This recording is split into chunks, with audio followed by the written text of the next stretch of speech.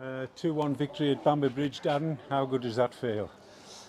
Yeah, obviously it feels great, and the lads are obviously dubious, and there's been a lot of pressure on them for the last couple of weeks, and finally the penny dropped. I think about togetherness, work ethic, all the stuff we've been trying to drill into them, and everybody says, oh, the players aren't good enough, the players aren't, oh, this, that and the other, and they've taken a lot of flack, and it's been unjust, because if you don't win matches, there's a culmination of reasons for that. But the main thing is you've got to stay together and work hard and put your body on the line, and that's what every single player did, sub as well. So I'm really, really jubilant for them from that point of view, but it's only one game. We've now got to focus on the next one, and it's brilliant, but we've got, as staff, we've got to now get ready for the next. 1-0, I thought we'd won it once, and they equalised, but showed great character to win it a second time, and so late in the day as well.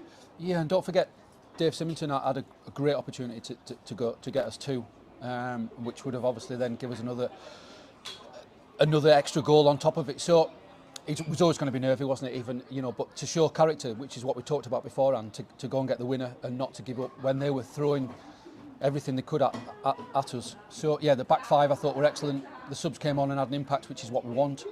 Yeah, it's a good day, but it's one. We've had 5-6 bad days, so yeah. We've still got a few more games to make up before the fans will start to appreciate what's happening. For me, Luke Ellis had his quietest game, but there were two moments in that game.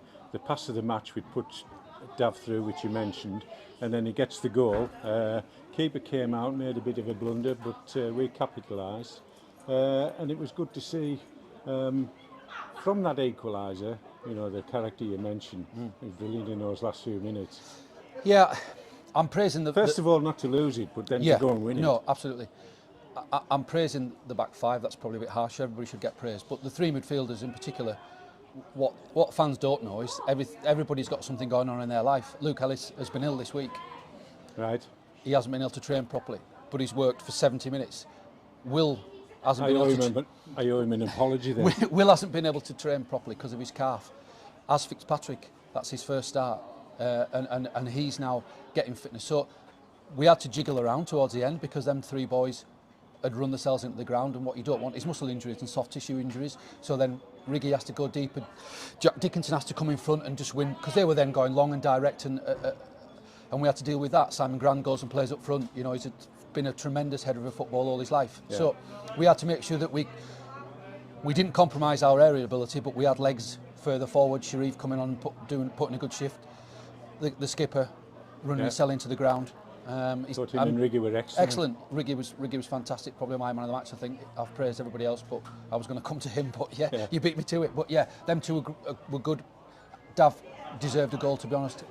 He didn't take that. That would have softened it a little bit for us. But yeah, what we've got to do now is regroup and focus and make sure that they look after themselves for Tuesday. You're talking about injuries. Will anybody miss Tuesday night because of the day? I don't think so. I'm hoping not. Nobody came off directly because there was an injury. It was just beforehand. Luke Ellis was a little bit tight in one of his groins, but that was in a challenge, I think, first half, which he's obviously done another 50 minutes with that a bit sore. So fingers crossed. I don't think there's anything. We just did it all as precaution to try and then get some fit bodies onto the pitch and some legs on the pitch to make sure that we could at least take a point. Can you give us a squad update? First of all, Hayden Atkinson, who was on loan from Carlisle, and then the two Holker lads, Reedy and Dawes. Can you give us an update on the situation of those three? Hayden got injured training for Carlisle on Thursday, which obviously... Does that end his loan, or will he still be able to...? No, I think potentially it could be 2 weeks. Right, so... Maybe worst case scenario that, but he'll definitely won't be available on Tuesday. Though then we've got no game next Saturday, which takes him over it. So we'll discuss things with Carlisle again. Tommy Dawson left. He's got a new job and he's moved away from the area, so he couldn't commit. And Nathan has decided that, again, work and family, he can't commit. So I had a sit-down discussion with them two, and it was decided that if they didn't want to and couldn't commit fully, then we can't carry anybody. You know. Any irons in the fire then to replace the numbers, or are you happy with what you've got? No, we're trying this week. We'll hopefully, maybe by Tuesday, but if not, definitely by the next time we play, we'll have some fresh bodies in. Yeah, we've discussed it this week with the chairman and myself and Bryce. So fingers crossed we can get a couple over the line yet. Darren, we're off the bottom. It's a good start, and thanks for as ever for your forthright views. Thanks very much, Steve.